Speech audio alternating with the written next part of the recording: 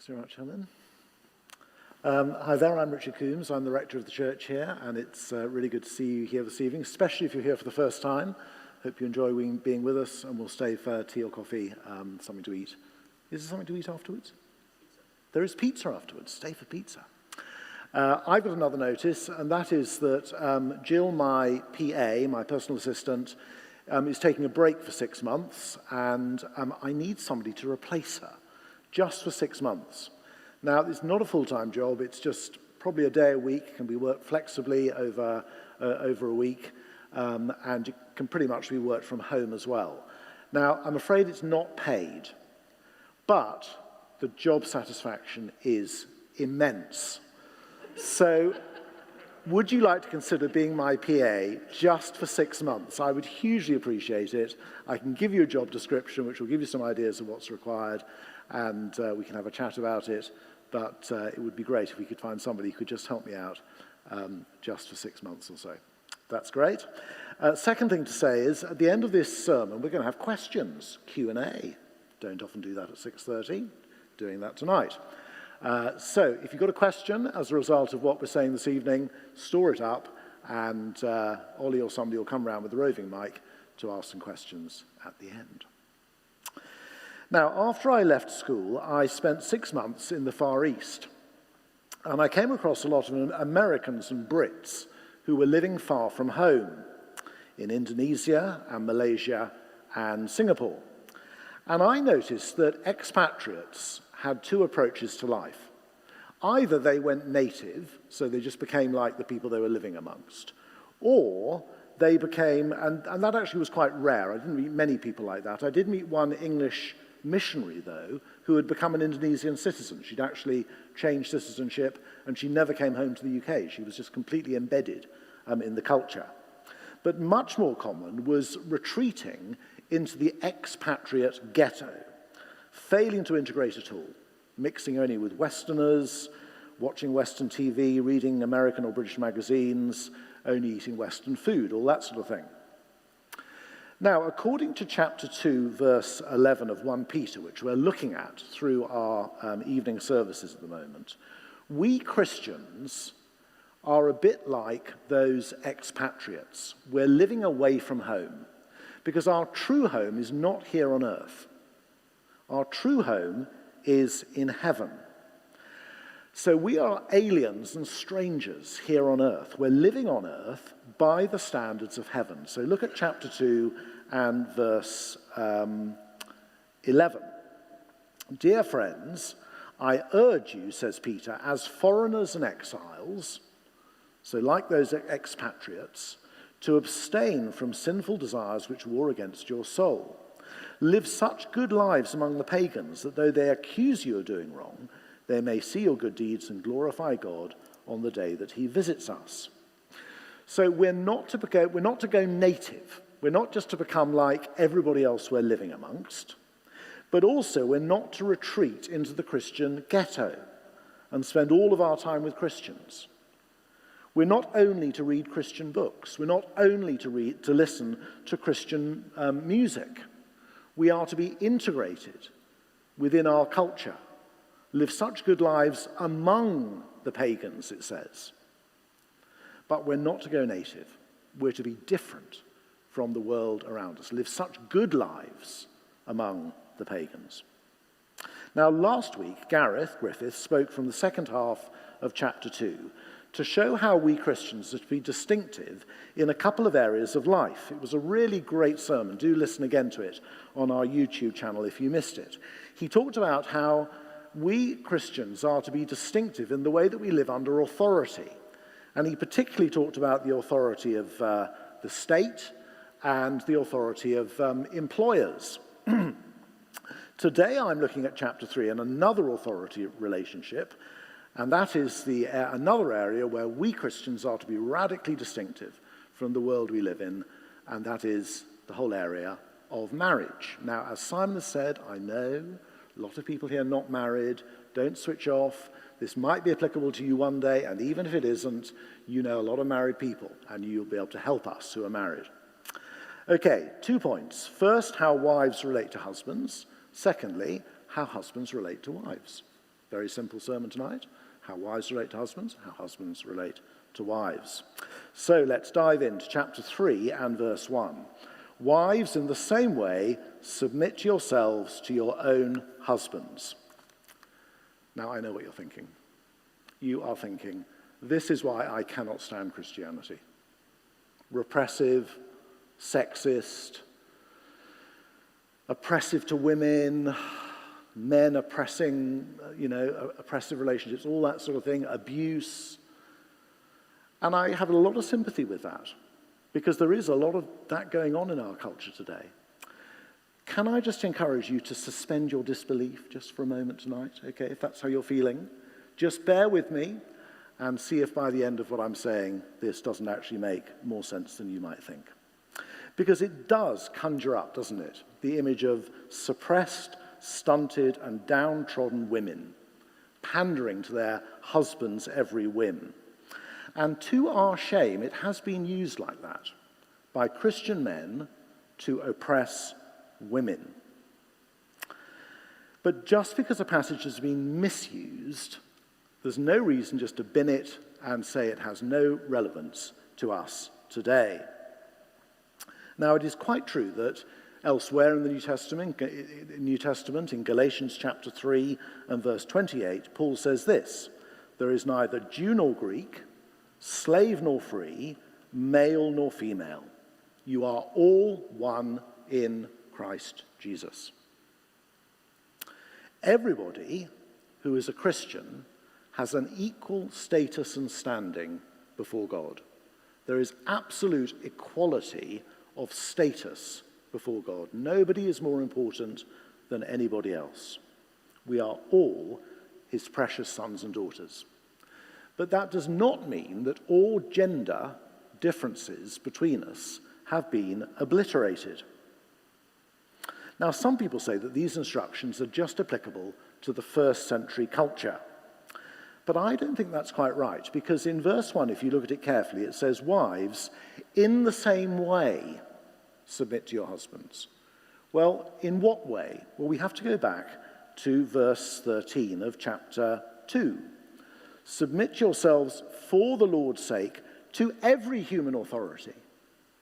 So what Peter is doing here, he's introducing a number of authority relationships. He talks about governors and citizens. He talks about slaves and masters. We talked last week about employers and employees. And now he's talking about husbands and wives. You see, it's a number of authority relationships where the same principle applies. Now, submit should in no way suggest inferiority of importance, dignity, or honor. But it does mean a difference in role. And that's what I want to try and explain tonight. The husband's role in a marriage is leadership, and the wife's is submission. Now, we'll come on to what that does and doesn't mean in just a moment. Just note here that some of the wives that Peter is addressing have non-Christian husbands. So, wives, in the same way, submit to your own husbands, so that if any of them doesn't believe, now it's not all of them, but if any of them doesn't believe, they might be won over without words by the behavior of their wives. So Peter is encouraging them, even if their husbands don't share their faith, to be model wives, so that their husband's negative view of their faith might be changed, not by words, but simply by their behavior. When they see the purity and beauty and reverence of your lives, your beauty should not come from outward adornment, such as elaborate hairstyles and the wearing of gold jewelry or fine clothes. Rather, it should be that of your inner self, the unfading beauty of a gentle and quiet spirit, which is of great worth in God's sight. So just to look at that in a little bit more detail, purity, not just sexual purity, but the godliness of their lives. And verse 3 doesn't rule out wives making any effort at all with their appearances, thank goodness. But it means not putting their trust in external beauty to win their husband's trust in them. The alternative clothing to be worn is the wife's inward nature, that shows itself through words and actions. So that unfading beauty in verse 4 is in contrast to the perishable hair, gold, and jewelry of verse 3. And gentle means not insisting on one's own rights or being pushy. And quiet means peaceful, not rebellious. Now, this can be really hard because in our sinfulness, we all, male or female, pride our independence and our self-sufficiency. And it takes real trust to yield to somebody else's leadership. But that's what wives here are being called to do. Even if their husband is not the greatest husband in the world, they're called to trust God's pattern for the relationship. Now, Christian wives are not alone. They've got the women of the Old Testament as examples. And a specific example of this sort of leadership and submission is shown by Sarah, who was married to Abraham. So look at verse 5. This is the way the holy women of the past, who put their hope in God, used to adorn themselves. They submitted themselves to their own husbands, like Sarah, who obeyed Abraham and called him her Lord. You are her daughters if you do what's right and do not give way to fear. Well now, submitting to Abraham's leadership was not an easy thing for Sarah to do. I don't know if you know the story of Sarah and Abraham, but it's really tough for Sarah. She has to uproot her entire home in Haran and go to a country that Abraham doesn't even know yet because God's told him to. She has to cope with years of wandering around in the desert, including time in Egypt when Abraham disowned her, pretended that he was her sister, that she was her sister, his sister. She had to suffer the ignominy of Abraham having children with her maidservant Hagar. And then when Isaac was born, she had to suffer the agony of Abraham nearly sacrificing their son in obedience to what God said. And when Isaac was grown up, again, she had to give him up to the Lord. She could easily have given way to fear and just left Abraham, but she didn't. She trusted God, and she remained submissive to him, even when it was incredibly hard. And the result was that with Abraham, she became the ancestor of the entire people of God. Now, we are the descendants of Abraham and Sarah. There may well be times when a Christian wife is nervous of submitting to her husband. If she's a believer, she might be nervous of what that leadership might lead to. If he is not a believer, she might well be frightened of submitting to a husband who's not a Christian. But Sarah didn't give way to such fears. She trusted God. And look at what happened. An amazing outcome. The blessing of the whole world. Now, clearly, there are limits to this. And I do want to underline that. Clearly, there are limits. What about a woman whose husband is being unfaithful to her or who is being cruel? Maybe she's in an abusive relationship. Is she to carry on submitting to that? Well, I would say no. This is a very difficult area, but I would say no. There are boundaries to this submission. Each situation is different, but Jesus teaches very clearly that adultery breaks a marriage. And I would say that cruelty, physical or psychological, also breaks a marriage relationship. So there may be times when submission becomes impossible, just like submission to the authorities becomes impossible when they become so ungodly that you have to stand up to them. For instance, if you're a Christian in Russia at the moment, there may well be moments when you have to stand up and say, no, I'm not going to submit to what they're doing. And in the same way, there will be limits to wifely submission. Okay, we're going to talk a little bit more about what the application of that might be in just a moment. But let's move on now to how husbands are to relate to wives. And they are to honor, to honor. So look at verse 7. Husbands, in the same way, be considerate as you live with your wives, and treat them with respect as the weaker partner, and as heirs with you of the gracious gift of life, so that nothing will hinder your prayers.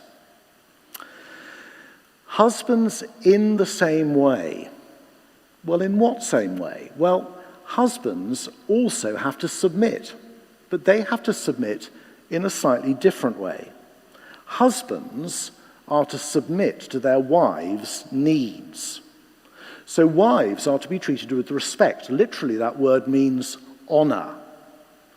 They must be given the highest priority, husbands, in terms of time and thought and conversation and money and holidays and days off, whatever other things you can think of.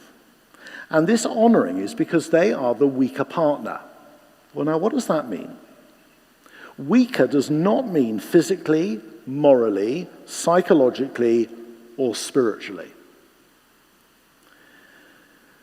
But what it means is weaker in terms of the authority structure. You see, so the woman is told to submit, so that is a weaker role in the relationship.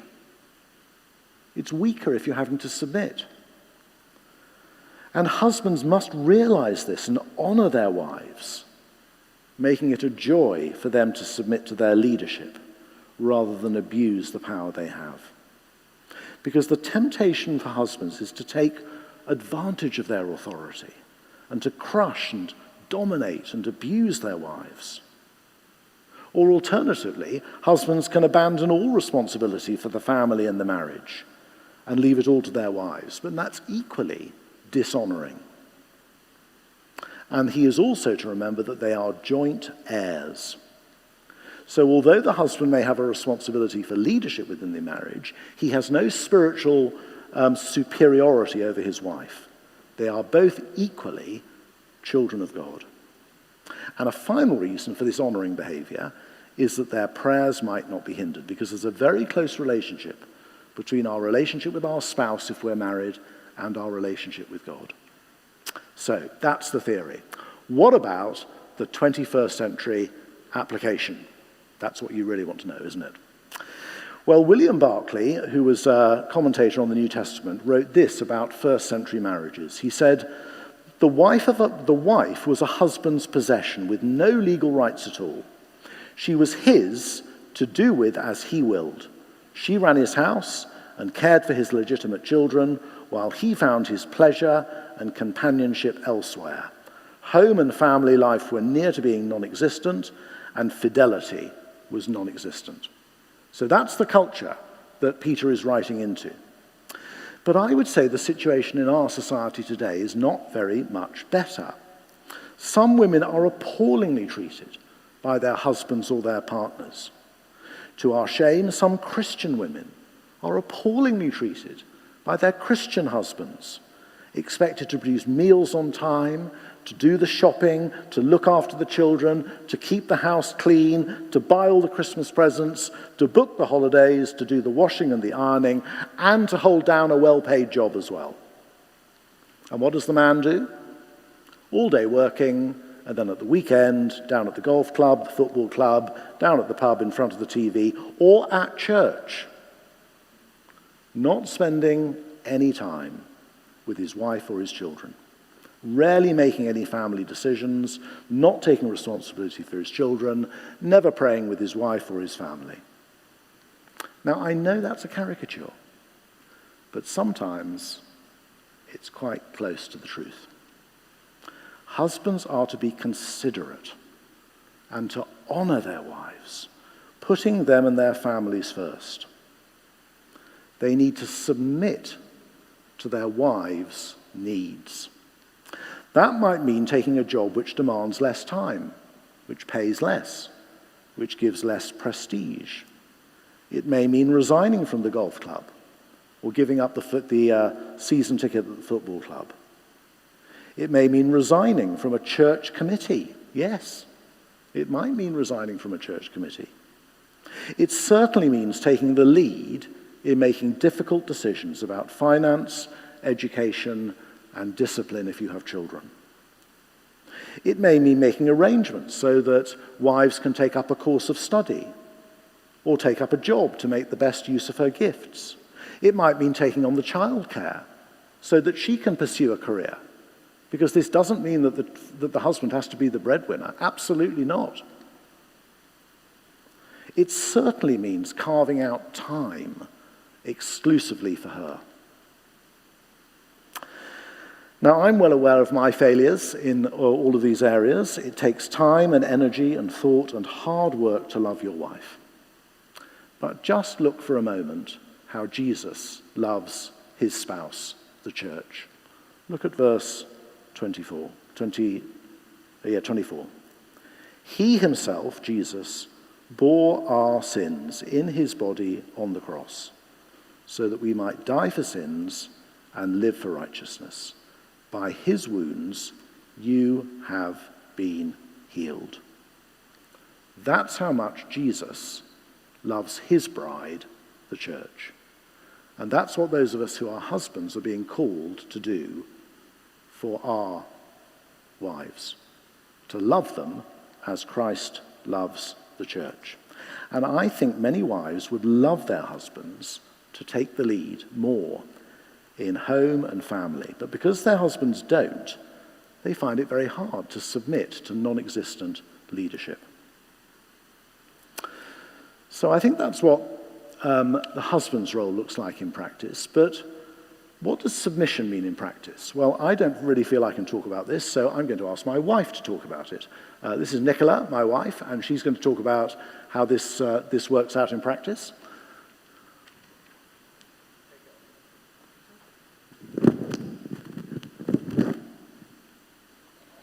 Hi. End of lunch today, Richard turned to me and he said, how about you talking a little bit about wifely submission in the 6:30 service? My immediate reaction was, no. I haven't got time. I've got plans this afternoon. I wouldn't have headspace to think about it. No, absolutely not.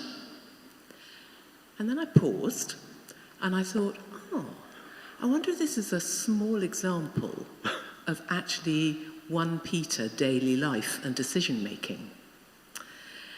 So I listened a bit more, and I just realised it exemplified one of those small decisions that 1 Peter's talking about.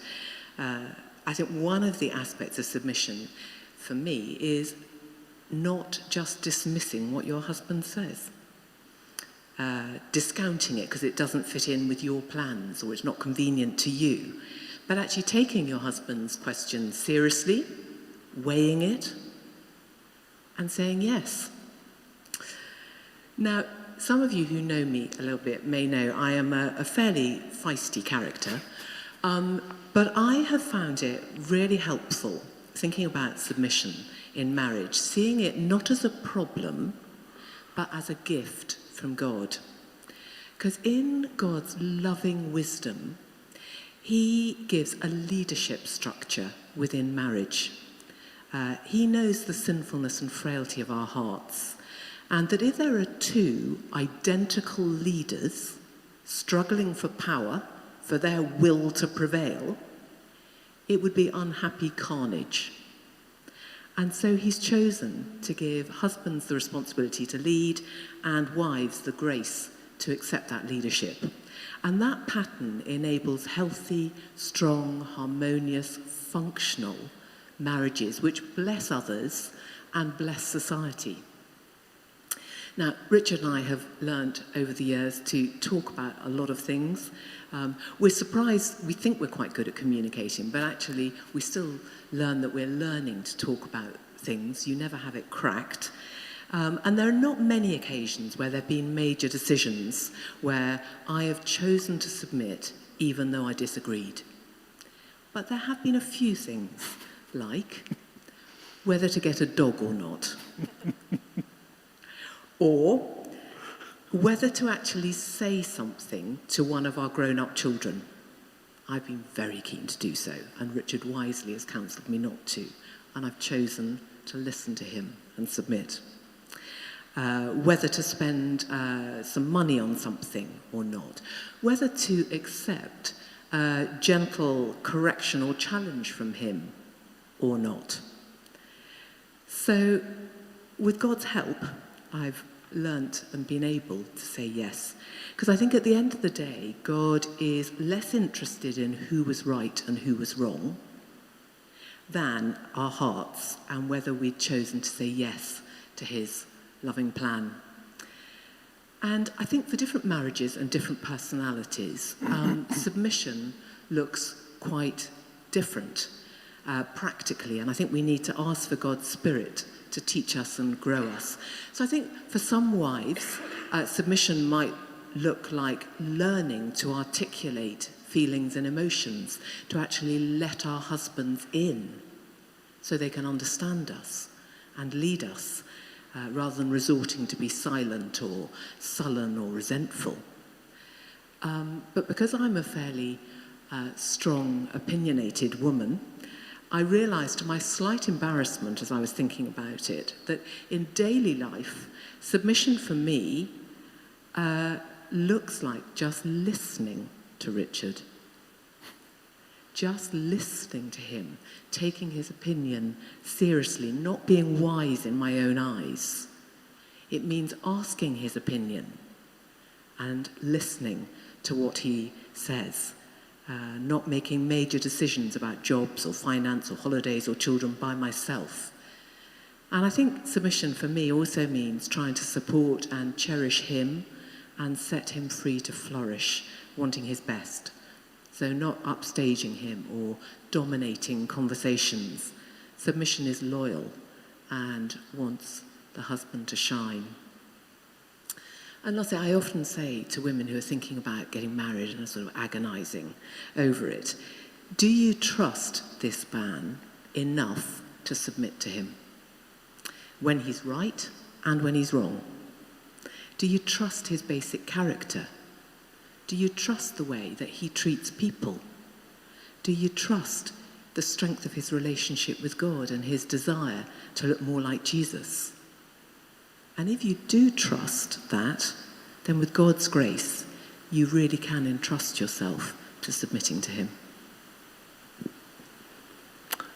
Just stay there, Doug, because you might be far better at answering some of the questions than I am. But let me just say finally, thank you so much, Nicola, for saying all that's extremely helpful to have her insight. Can I just say finally that has it ever occurred to you that Jesus is married to the church and he is in the most dysfunctional marriage you could imagine? Just think how we reject his authority, we break our vows to him, we run after other lovers, we break his heart. But does he ever leave us? Not for one moment. His love is absolutely constant, reliable, dependable. And isn't Jesus' submissive attitude the most amazing incentive that we have for wives to be submissive to their husbands, and husbands in the same way to submit to our wives' needs and be considerate and loving in the way that we live? Okay, that may well have raised lots of questions. Simon is going to whiz around with the roving mic. Raise a hand if you've got a question or want to make a comment. Or have we stunned you into silence? Darren, brilliant. Me and my partner have a big age gap, so she's a lot older, so she always looks at me like a little boy. So I don't feel I'll be able to get her to do that. How would you suggest that I talk her around and make her see sense, shall I say?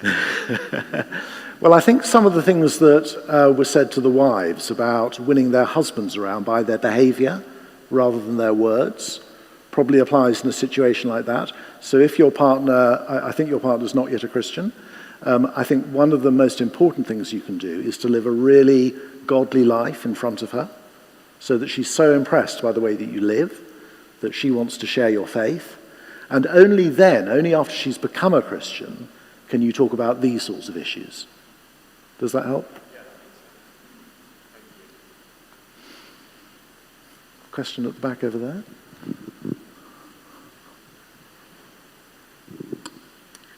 So my question, as you said, like a lot of people in the room aren't married, and there might be people here who are in like dating relationships, and so that isn't as big a commitment as a marriage. Yep. But does any of this kind of translate into that, or how is it different?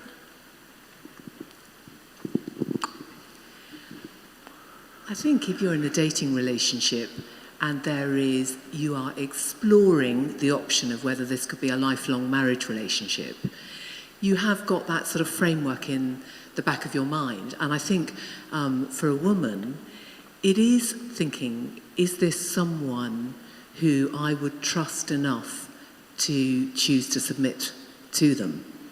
And I think it is quite a helpful, and it's not something you know when you're just going out, and it is an exploratory relationship, just exploring that. But I think thinking, is this a man whose leadership I could accept, and not just would reluctantly accept, but actually would rejoice in. I'd be relieved, I'd be delighted to be led through the rest of my life, in partnership, but with him taking a leadership role. So I think it's relevant just to have on the back burner as you're exploring a romantic relationship. I think I'd also say at that stage, is this a man who is trying to love me like Christ loves the church? Is he laying down his life for me? Is he submitting to my needs? Is he putting me first? Or is he actually spending every night down at the pub? So that it works both ways, I think.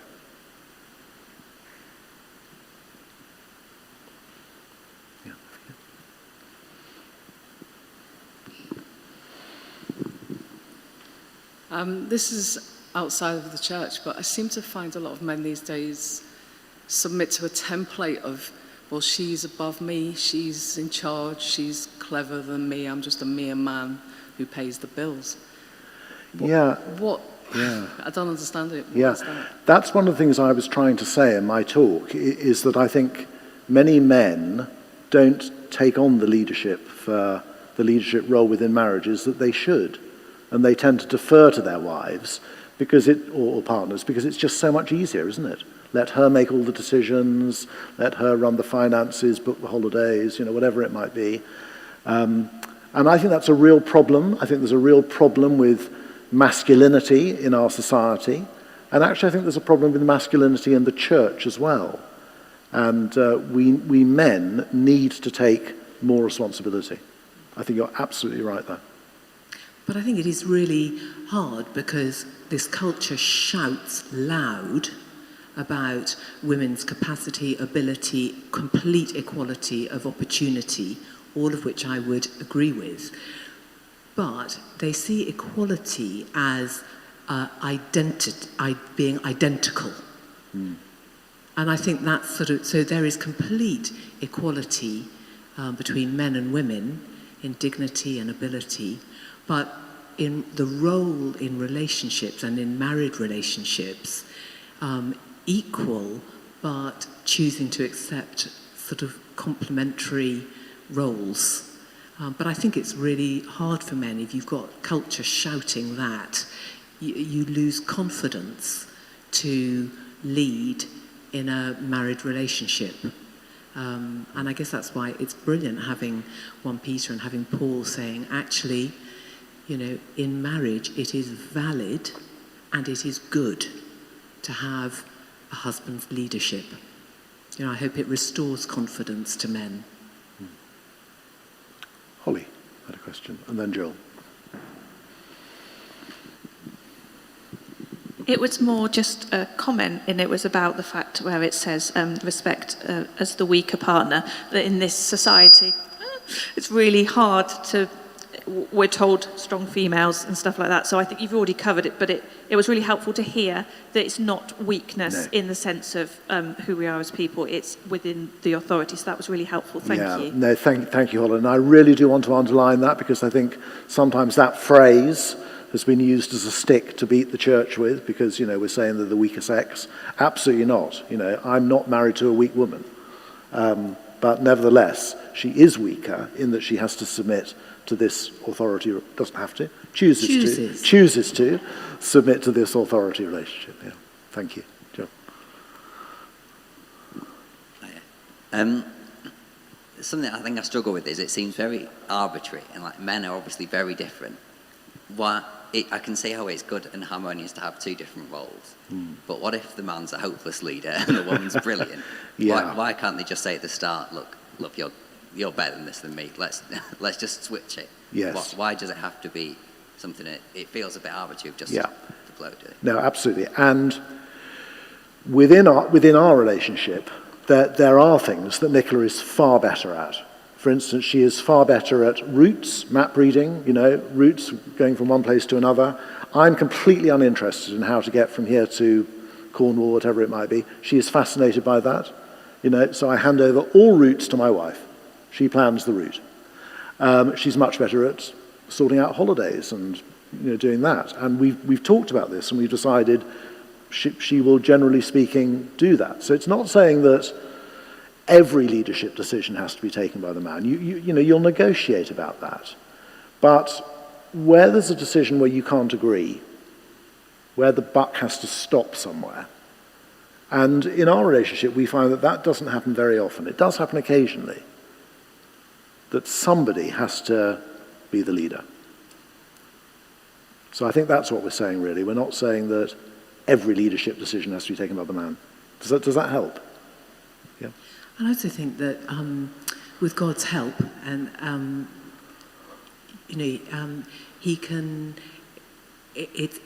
So it's a progression. So I think he can teach men how to lead, and he can teach women how to accept that leadership. I don't think it's all instinctive. You know it the day you marry. I think actually, God's Holy Spirit can grow men in leadership and confidence. But practically, we divide lots of things up. Last question, Charlotte. So I think I put myself, unsurprisingly for those that know me, in the same quality as Nicola, as kind of feisty, outspoken feminist woman on occasion.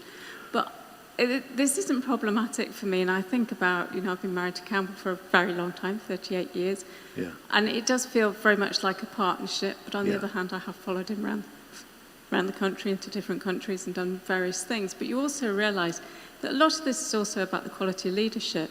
Yeah. And what makes a great leader isn't actually being an arrogant boss or saying, we have to do this. Yeah. It's actually also about all those other things that come up in this Bible passage as well, about being considerate and sharing and supporting. Yeah. And so that's maybe why for us older folks, sometimes this just feels really quite comfortable, even though that might seem surprising in many cases, because it's about quality of leadership. And I think, too, just reflecting a little bit on that last question, too, yes, we would talk about decisions and make them in the right way, but you could also imagine really horrible occasions when actually it would fall to us as women to have to make decisions, maybe for sickness, illness, and various things. Yes.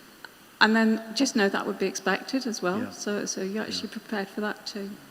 Yeah, that's such a helpful perspective, Charlotte, from a long and good marriage. And I'd say for both men and women in marriage, it is great practice for being a Christian, that actually, learning to listen and to respond and to weigh what Richard says helps me sort of listen and weigh and actually think about what Jesus says. And in the same way as Richard seeks to love me and cherish me and be 12 ahead of me, well, the Lord Jesus does that as well. So I think the link between a married relationship and our walk with Jesus, that there are so many connections. No, absolutely. And I would say that works the other way. So when I see the way Nicola relates to me, I'm thinking that's how I should be responding to Jesus. So she's a great visual aid of that for me as well.